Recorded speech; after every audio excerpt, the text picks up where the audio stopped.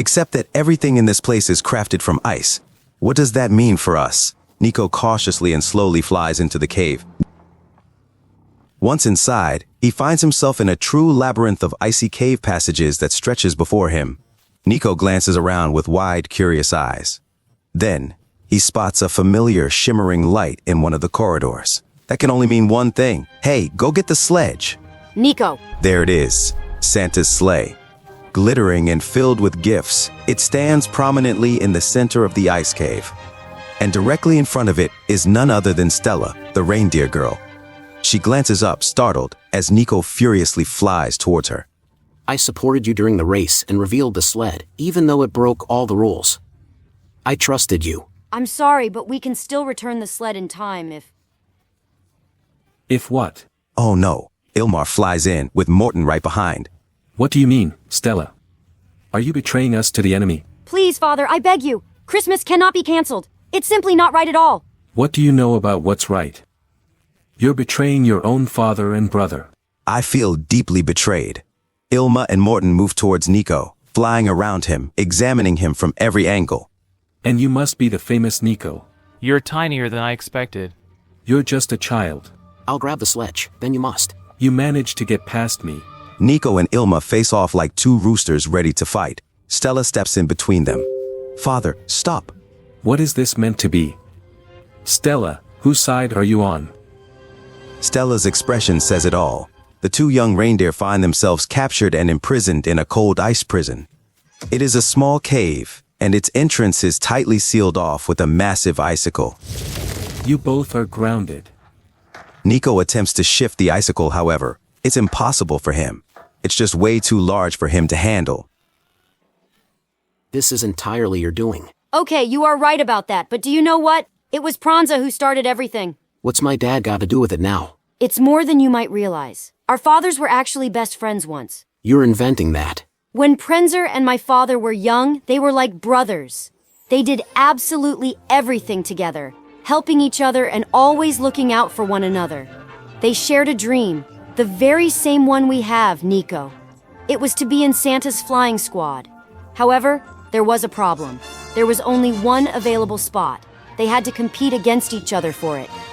My father, Illmar, won the first race, and your father won the second one. And then what? Then the decisive final race came. In the third race, Illmar got stuck in bushes on the track. Prancer chose to join the flying squad, leaving his friend behind.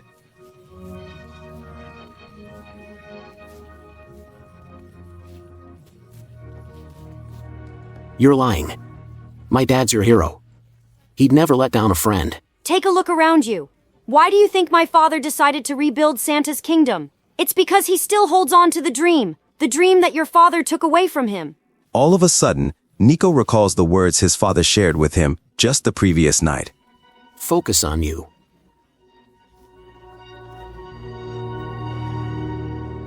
In the meantime, Prancer has journeyed to the far north looking for his son and has come across a peculiar iceberg with an unusual shape. What on earth is that? He flies into the cave filled with amazement. Could it be that his son is here somewhere? Nico. Prancer starts shouting. Nico. Nico.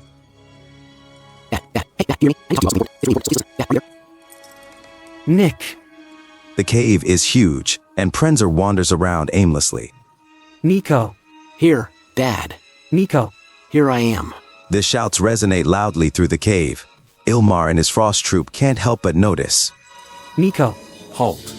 What is it? Your father. It reeks of betrayal. He's present. Nick. Father. Nico's voice finally leads Prancer to the ice prison. Nico. The massive icicle poses no challenge for the strong reindeer. With a few antler strikes, it breaks apart. Explore 1,000 pieces. Nico, you alright? I'm okay. That's when Prancer finds Stella. Where's the sledge? Let me show you. The reindeer escaped the ice prison. Yet Nico and Prancer are lost. Finally, Stella flies ahead.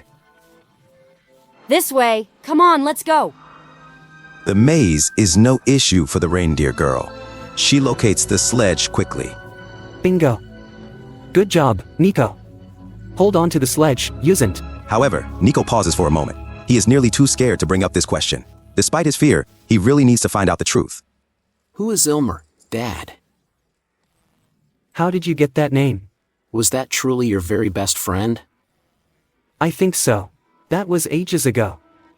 Let's go. Is that really true? Was having a spot in the flying squad more important to you than your best friend, which was me? Prancer is unsure of what to say at this moment. Then, unexpectedly, they are interrupted by the sudden arrival of the Frost Troop. The leader, Illmar, quickly focuses his attention on his old friend.